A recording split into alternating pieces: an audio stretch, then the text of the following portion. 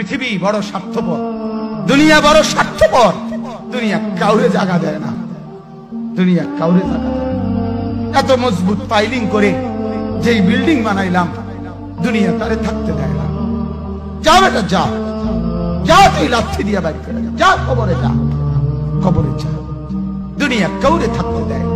দুনিয়া কত ক্ষমতা ধরকে মাটির নিচে ফেলাই দিছে, দুনিয়া কত সম্পদ আলাকে মাটির নিচে ফেলে দিছে, দুনিয়া কত সুন্দরী নারীকে মাটির নিচে ফেলাই দিছে, মাটির সাথে রেজা রেজা করে ফেলছে।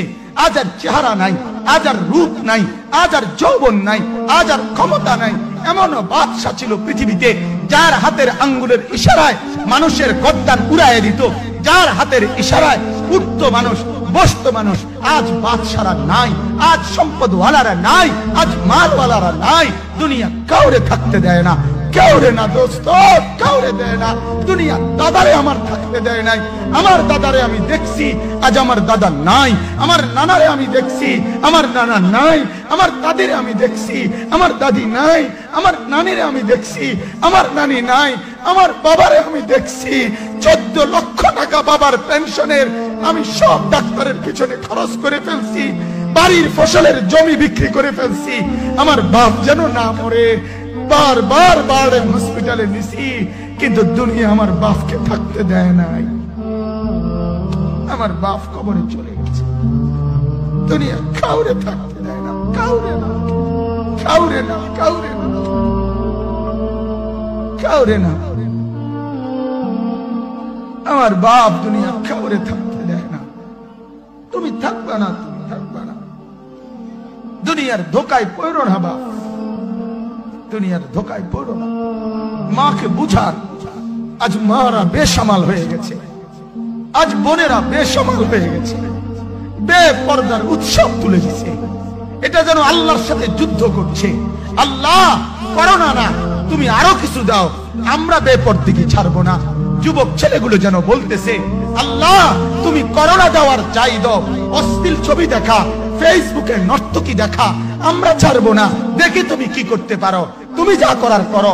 দোকানদার ব্যবসায়ীরা হারামের লেনদেন করা বন্ধ করছে না, সুদখোর সুদ ছাড়ছে না, ঘুষখোর ঘুষ ছাড়ছে না, নাফরমান আর জিনাকার ব্যভিচারী এরা কেউ কিছু ছাড়ছে না। বেহায়ার বেপর্দা নারী তার অশ্লীলতার বেহায়াপনা ছাড়ছে না। মুসলমান তার ঘরে টেলিভিশনের নর্তকীর আওয়াজ তো বন্ধ করছে না। হায় করোনা কিভাবে যাবে, আযাব কিভাবে যাবে বলেন, বলেন, বলেন আপনারা। আমার বাপ ফেরাউনের উপরে তো আযাব এতদিন ছিল না, নমরুদের উপরে আযাব এতদিন ছিল না, সাদ্দাদের উপরে আযাব এতদিন ছিল না, কারুনের উপরে আযাব এতদিন ছিল না, লূত আলাইহিস সালামের কওমের উপরে আযাব এতদিন ছিল না, হুদ আলাইহিস সালামের কওমের উপরে আযাব এতদিন ছিল না, নূহ আলাইহিস সালামের কওমের উপরে এতদিন আযাব ছিল না। আজ আমরা মালিককে এই পরিমাণ নারাজ করছি, মালিক এত বেশি নারাজ। আজ 1 বছর হয়ে গেছে, 1 বছরের চাইতে বেশি হয়ে গেছে, কই করোনার মহামারীর আযাব তো যাচ্ছে না, গেছে গা বলে।